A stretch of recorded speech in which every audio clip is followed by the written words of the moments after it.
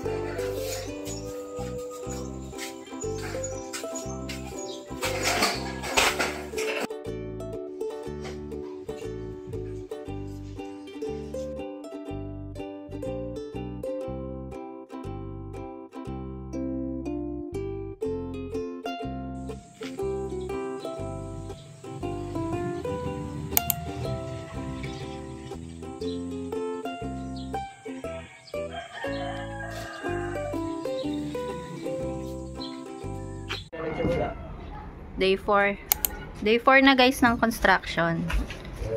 Ayan na. Nalagyan na ng hollow blocks yung paikot. And ito yung magiging isa pang room. Hindi masyadong madumi sa baba kasi dito sila sa taas gumagawa. So, ito na yung aking magiging shop. Ayan. Yung taas ng laundry area. Diba nabanggit ko na yun sa inyo dati nung nagpagawa kami ng kusina. Nakinapos kami ng budget. So, after a year. Ayan, may naipon naman tayo ulit na konti. Tuloy ulit. Tapos yung another room. Bali, 3 na yung kwarto namin sa taas. Guys, day 9 na ng gawa. Ayan na. Wala pa rin tayong bubong kasi hindi pa nakabili. Bali, tomorrow, bibili tayo ng materials para sa bubong. Tara, akyat tayo. Akyat tayo sa hagdan at tingnan natin yung progress ng gawa nila. Tawagin mo si Daddy Nak para makaakyat ka. Daddy! Ayan guys. Pa to ng mga 2 weeks pa.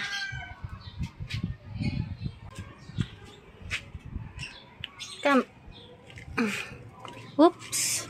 Hirap lang umakyat dito kasi yung hagdan namin ano lang eh.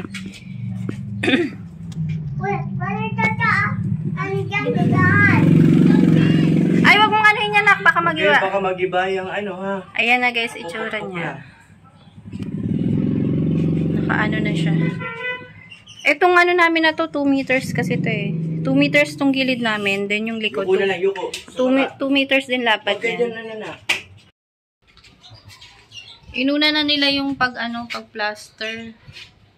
Muulan kasi sa hapon, pag mga bandang 3 o'clock or 4 o'clock.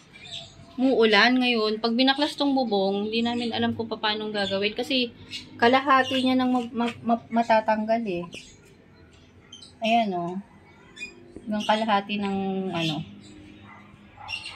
ng bubong namin nang matatanggal.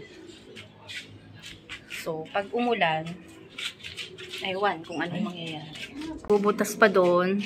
Yun yung papasok naman sa loob ng bahay. Yan. Papalitan na rin pala yan lahat ng bubong na yan. Itong kalahating bubong ng bahay.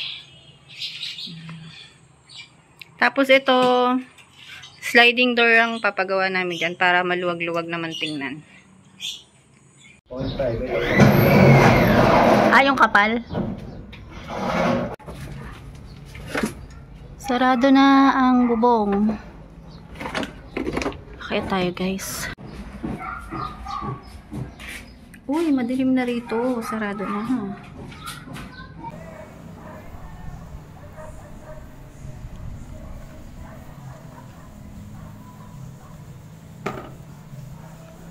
Yan lang. Nandiyan kay.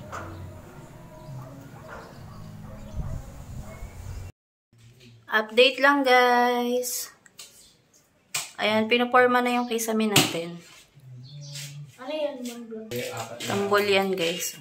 Ano tawag yun, bebe? Sabi mo. Ano? Ilaw yan. Ito yung sa may pintuan natin. Pinaplastera na rin yan ngayon. Konti na lang. Pang 3rd week na sila ngayon eh. Mga lagpas 1 week siguro tapos na to.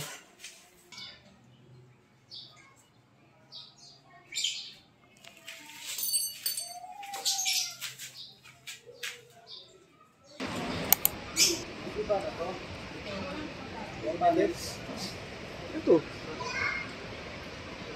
Ay, oh. Yung kulay lang, sinasabi ko. Eto, pwede rin to. Ganda rin. Ang kulay. Wala. Hindi kayo nagkakat dito, no?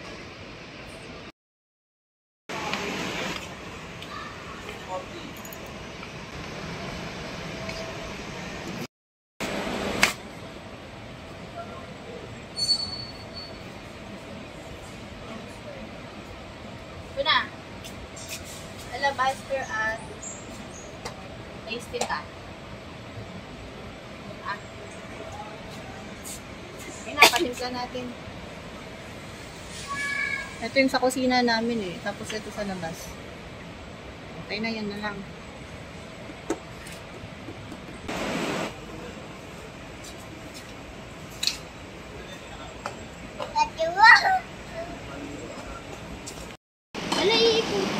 Ah, galing ah. Magic yan, Sander. Pwede ka rin magpa-mix dyan, ha?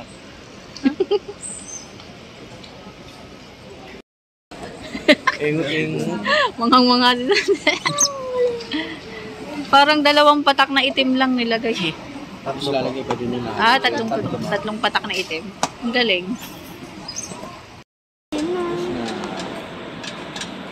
Yeah. Ayun pala yung ano? Yun naman isa. Yun na. Ano kayo nahalo yan, no? Nakatakip. Niikot lang yan para washing machine. Maulit Oop. po. O, diba? Washing machine. Washing machine. Morning, guys! Update! Ayan, meron ng pintura. Ayan, lalagyan na ng primer. Okay. Ito, hindi pa nila tinakpan kasi may aayusin pa dyan sa wiring. Pero ayan, meron na tayo.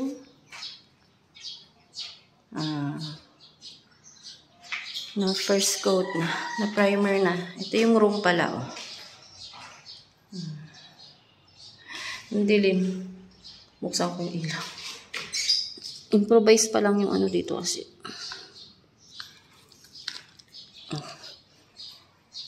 Okay.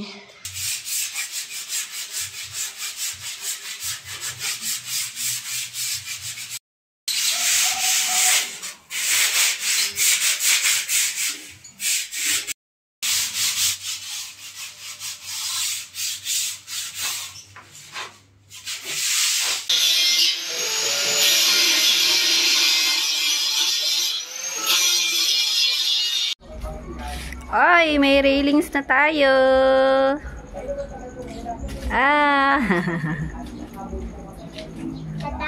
Tapos, meron na rin siyang ayan, kisame. Ang cute ng stair namin. Maliit lang yan.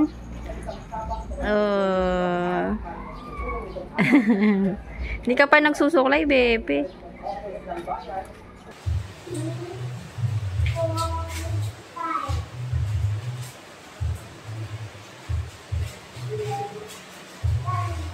Dami pa natin dito.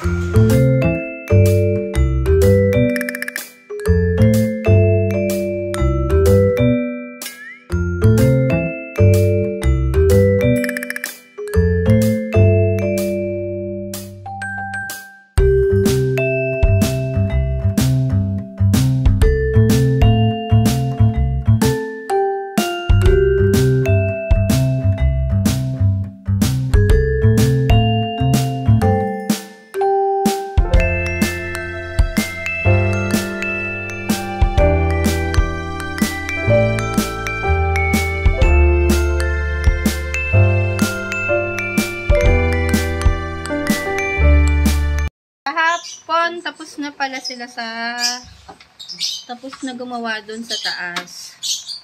So, ang kulang na lang dun ay yung sliding door dito sa harap, tapos yung mga bintana, tsaka yung pinto sa room. Papasok dito sa bahay.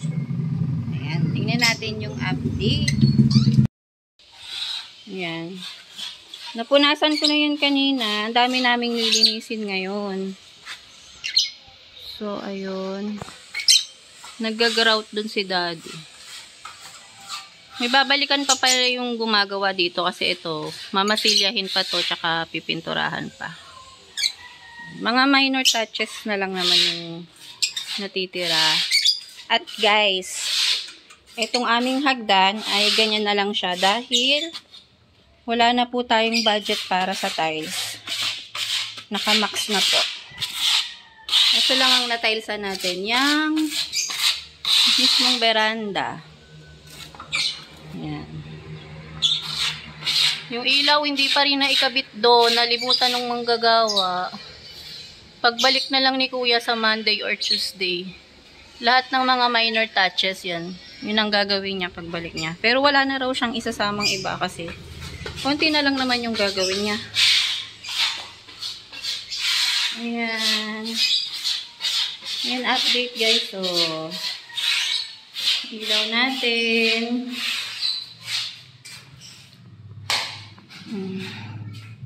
So, abangan nyo na lang sa next vlog yung mga finishing touches dito. Masyado na kasing mahaba. Baka mainip naman kayo. Ayan lang. Ayun yung ano natin. Oh. Yung ilaw. Ayan, dito yung sinasabi ko sa inyo, yung bintana dyan kakabit mamaya. Sliding yan. Tsaka yung bintana dito. Ayan. Tapos, yung door din doon. Hindi pa pala natapos si Papa mag-wiring dito. Ayan, yung mga saksak, hindi pa nakabit. Ayan, guys.